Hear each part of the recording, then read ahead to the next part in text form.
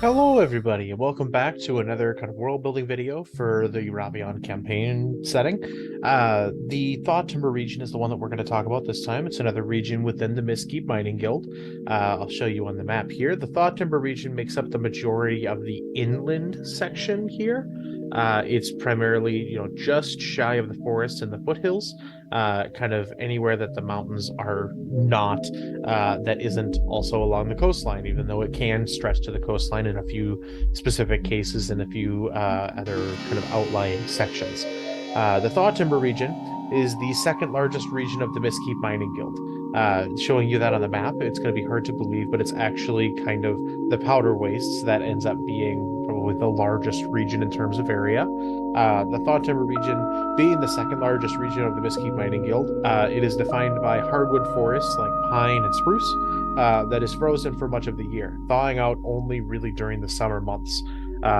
Seeing as it's kind of in the more Arctic circle, a lot of these trees have to take advantage of whatever sunlight they do get, and so they're able to kind of last throughout the winter, closer and closer to the poles on Earth.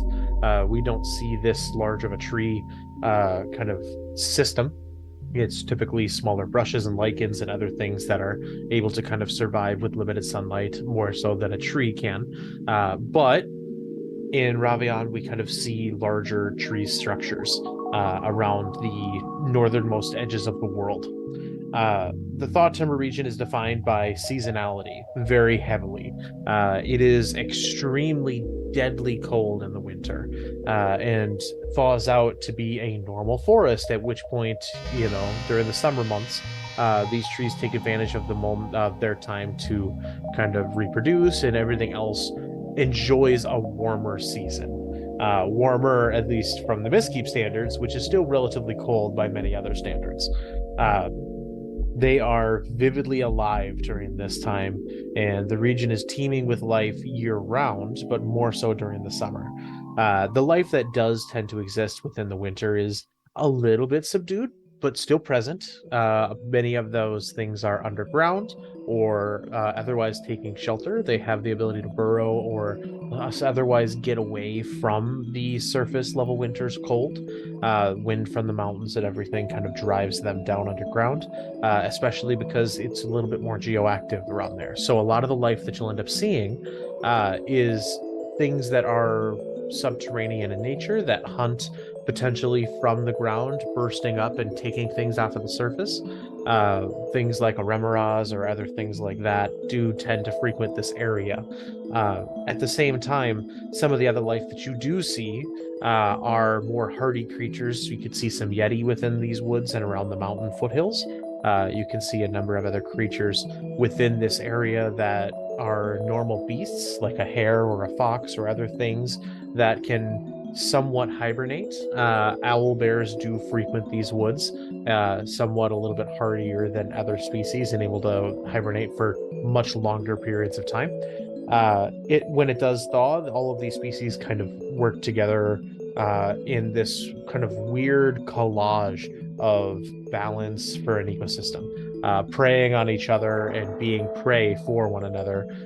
It is a very kind of cutthroat area, much in the same way where you would have to be very, very wary of various species in the real world during their mating season or other things like that when they may be getting more aggressive or excitable. You would end up having the same kind of issue walking through the Thawtimber region during the summer months when it kind of thaws out. You would end up seeing those kinds of issues within this kind of territory. The region does hold a great many large mammals that either hibernate or otherwise have adapted to the cold in an effort to survive the frozen winters. So a lot of these things are potentially also magically influenced. Some of these things may be denizens that would normally be from the plane of ice, that transitory plane between air and water, if I'm not mistaken. They would be able to survive this region. Some spirits may wander the woods. People or travelers or settlers that have lost their lives in the past and become kind of a frost spirit. Other things are not necessarily natural, but do exist potentially within the region. The people of the Thawtimber region typically live in large communities that support each other throughout the winter, with many that are in this hilly forested region living either in longhouses on the surface and kind of long communal buildings that can be easily defended, or beneath the surface. In deep protected stone structures that rely on geothermal vents. Depending on placements, whole colonies of people may be centered around one massive vent and kind of serve as almost a corkscrew that surrounds the vent itself, that has been built to end up providing heat to homes and other places before eventually making its way out into the wilderness.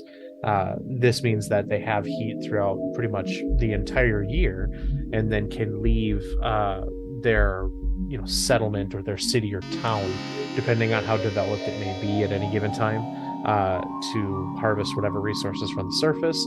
But these are the regions that will be primarily mining based. There's really not much that they can do out on the surface other than maybe try to harvest lumber, which would be another one of their main focuses. They would end up mining and digging down, and as they dig, growing as a community and growing as a city. And that's kind of the highlight of what the Mistkeep is kind of centralized around: is grow, develop, build. Grow, develop, build. And that is in a wonderful example within the Thawtimber region. It ends up being kind of dangerous within this region on just specifically the basis of the underground creatures. Things that require warmth will flock to these vents, and larger vents that put out more heat will attract larger things. So any subterranean cities may deal with potentially other subterranean species that try to get as close to the warmth as possible, or feel the commotion that a large community may have. And so they are also very, very well guarded and protected, with a large proportion of the populace being ready and capable of fighting and coming to arms should the need arise. Think of the How to Train Your Dragons movie. Pretty much everybody, when the dragons attack in that opening scene, is grabbing something to fight them. And that's kind of the same mentality that these civilizations, these settlements will have. Otherwise, thank you all for joining me for another video on some of the various regions, this one being the Thawtimber region. Next time, we'll look into the Chilled Peaks, go a little bit further up in altitude. But for now, thank you all again, and remember to be good to one another. I will see you all in the next video. Bye.